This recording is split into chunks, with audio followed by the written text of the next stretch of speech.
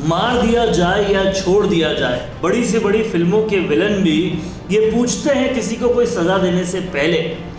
लेकिन कांग्रेस के कार्यकर्ताओं के साथ राजस्थान में जो हुआ है उनसे छोड़ने का पूछा ही नहीं गया। उन्हें लगातार बार बार मारते ही रहा गया। और ये किसने किया है? खुद कांग्रेस ने कांग्रेस के कार्यकर्ताओं के साथ किया है। नमस्कार, आप देख रहे हैं राजस्थान संवाद। और अगर आपने अभी तक चैनल को सब्सक्राइब नहीं किया है तो तुरंत कर लीजिए, क्योंकि हम आपके लिए लाते हैं दिलचस्प विश्लेषण। और अगर ये विश्लेषण चाहते हैं आपके सबसे पहले आपके पास आए तो चैनल को सब्सक्राइब कीजिए और बेल आइकन को दबाइए। नमस्कार, मैं हूं चेतना शर्मा आपके साथ और मेरा नाम है वरुण भंसाली। और आज जिस मामले में हम बात करना चाहते हैं वो किसी भी पार्टी की नींव होते हैं, वो किसी भी पार्टी के धरातल होते हैं, वो किसी भी पार्टी का बेसिक होते हैं, और वो है कार्यकर्ता। सत्तारूढ़ राजस्थान की पार्टी कांग्रेस ने अपने कार्यकर्ताओं के साथ क्या किया, क्या उनका हश्र किया, वो पूरी तरह से एक्सपोज हो चुका है, सामने आ चुका है। पूरी तरह से पता चल चुका है सबको कि कांग्रेस ने क्या सलूक किया है कांग्रेस के कार्यकर्ताओं के साथ। जी बिल्कुल, कार्यकर्ता ही एक राजनीतिक जो पार्टी होती है उनका आधार होता है। और उन्हीं कार्यकर्ताओं को आप तवज्जो नहीं देते हैं बिल्कुल भी, तब उनका गुस्सा फूटना लाजमी है। और ये बात सामने आई है पंचायती चुनावों में, और इसके रिजल्ट भी सामने आए। पंचायत के चुनाव में जो हुआ है वो साफ तौर पर दिखता है। जब आपने बात सुनी उन लोगों की जो पार्टी को दगा दे चुके थे, जो पार्टी के खिलाफ जाकर बागी होकर लड़ रहे थे, निर्दलीय बन चुके थे, उन लोगों को आपने वापस कांग्रेस में शामिल किया, निर्दलीय के तौर पर शामिल किया। और अब आप उनकी बात मान रहे हैं, बसपा के लोगों की बात मान रहे हैं, उनकी बात मानकर टिकट का बंटवारा कर रहे हैं, लेकिन अपने कार्यकर्ताओं की नहीं सुन रहे।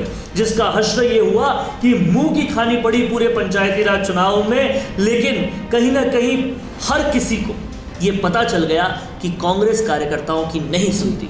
जी बिल्कुल, ये वही कार्यकर्ता होते हैं जो अपना खून पसीना एक कर देते हैं पार्टी को जमाने के लिए, उसका आधार मजबूत करने के लिए। और उन्हीं कार्यकर्ताओं के साथ जब ऐसी सलूक किया जाता है तो फिर ये परिणाम तो भुगतना ही था। जाहिर तौर पर वोट मांगने के लिए बड़ा नेता नहीं जाता घर घर, वो घर घर के दरवाजे नहीं खटखटाता, वो करता है कार्यकर्ता।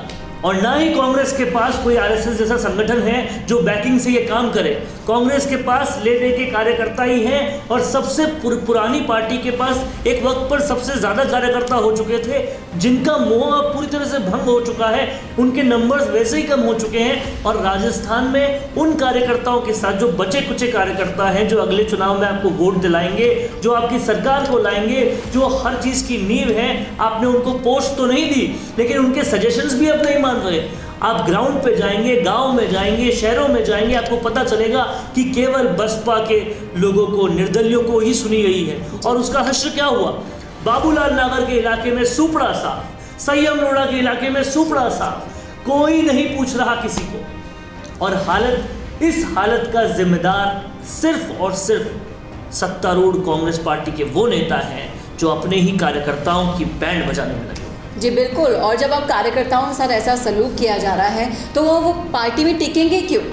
ऐसे ही कार्यकर्ता जो निष्ठावान बने हुए हैं, लगातार अपनी पार्टी के लिए कार्य कर रहे हैं, वो पार्टी छोड़ने पर मजबूर हो रहे हैं। वो पार्टी में आज जिस वजह से रुके हुए हैं वो सिर्फ और सिर्फ एक वजह है, और उस वजह का नाम है सचिन पायलट। उनका ये मानना है, उनका ये कहना है, उनके दिल में ये बात है कि वो हमारे सभी हकों के लिए लड़ रहे हैं। वो आलाकमान से बात कर रहे हैं, आलाकमान उनकी बात सुनेगी। वो आशा जो है, वो आशा उनको अभी तक रोके हुए है। मैं आपको बता रहा हूँ, गारंटी दे रहा हूँ, अगर सचिन पायलट पार्टी से निकल जाते हैं तो कई सारे कार्यकर्ता उनका मोह भंग हो जाएगा। कई पार्टी से निकल जाएंगे, कई रहकर भी काम नहीं करेंगे, और उसका हश्र न सिर्फ राजस्थान में देखने को मिलेगा बल्कि पूरे भारत में देखने को मिलेगा। देखिए, जो कांग्रेस और भाजपा दोनों ही बड़ी पार्टियां हैं और दोनों ही अंदरूनी घमासान से जूझ रही है, और कहीं ना कहीं इन दोनों के ये जो माहौल बन चुका है अंदर पार्टी में, इसका फ़ायदा निर्दलीय उठा रहे हैं। निर्दलीय उठा रहे हैं, लेकिन भाजपा और कांग्रेस की स्थिति में आज भी अंतर है, क्योंकि कार्यकर्ता के लेवल पर भाजपा का कार्यकर्ता डिसिप्लिन है। वो आज भी जानता है कि उसका जो सुप्रीम लीडर है वो नरेंद्र मोदी है और वो बहुत अच्छा काम कर रहे हैं, और वो आज भी उन्हीं के नाम पे वोट मांगते हैं। भाजपा को किसी भी राज्य में फर्क नहीं पड़ता कि राज्य सरकार क्या कर रही है, राज्य में क्या हो रहा है। लेकिन कांग्रेस में सुप्रीम लीडर का तो क्या हाल है, ये तो हम सबको पता ही है। जो बचा कुचा राज्य है उसमें भी हर हायरार्की में दो फाड़ है, हर हायरार्की में, यानी कि टॉप नेता से लेकर बॉटम तक हर जगह दो फाड़ है। कांग्रेस में राजस्थान में ये कटु स्थिति है, विकट स्थिति है कि बात ही ऐसे हो रही है कि ये इस खेमे का, वो उस खेमे का, ये इस खेमे में, वो उस खेमे में। यहाँ पर नहीं पूछते लोग कि आप कांग्रेस से हो या बीजेपी में, यहाँ पर सीधा ये पूछते हैं कि आप कौन से खेमे में हैं, पायलट खेमे में या दूसरे खेमे में। और जनता भी अब इंतज़ार कर कर ऊब चुकी है। वो इंतज़ार कर रही है कब अब विकास की बातें हों, कब अब काम शुरू करे सरकार इस खेमेबाजी से निकल के।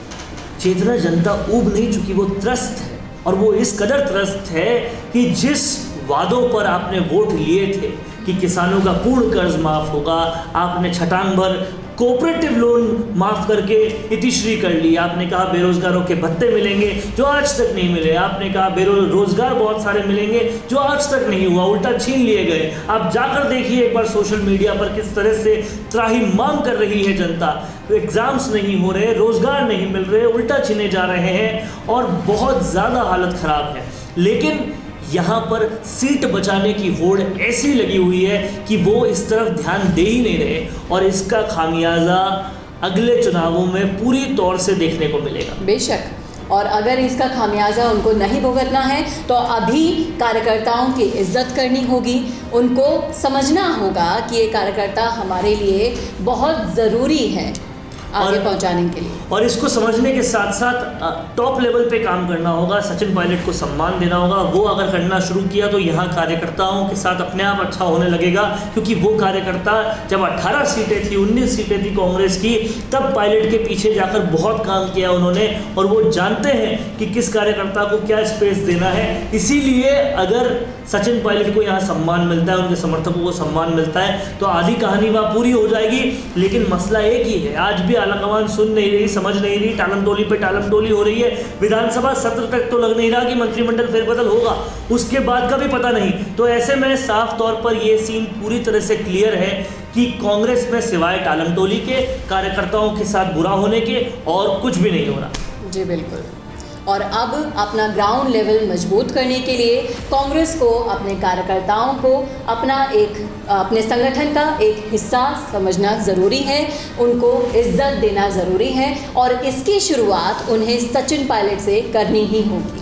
और ये शुरुआत अगर नहीं की तो कांग्रेस का पूरे भारत में सुपड़ा साफ होना लगभग तय है। आप लगातार देख रहे हैं राजस्थान संवाद, और इसी तरह से विश्लेषण हम आपके सामने लाते रहेंगे। अगर आपको ये खबर पसंद आ रही है, हमारा विश्लेषण पसंद आ रहा है, तो इस वीडियो को लाइक शेयर कीजिए, कमेंट में बताइए आपको ये वीडियो कैसा लगा, आपको और किन मुद्दों पर वीडियोस चाहिए, और चैनल को सब्सक्राइब करने के साथ साथ बेल आइकन भी दबाइए ताकि हर विश्लेषण आपके पास सबसे पहले पहुँच सके। बहुत बहुत धन्यवाद। आज हमने कोर्स किया और कल हम उसको भूल जाते हैं, फिर कंपनी में अप्लाई करते हैं तो कंपनी हमें वापस से ट्रेनिंग देती है। आप जानते हैं ये सब कुछ क्यों होता है? क्योंकि आप जो सीखते हैं उसे उसी वक्त इम्प्लीमेंट नहीं करते।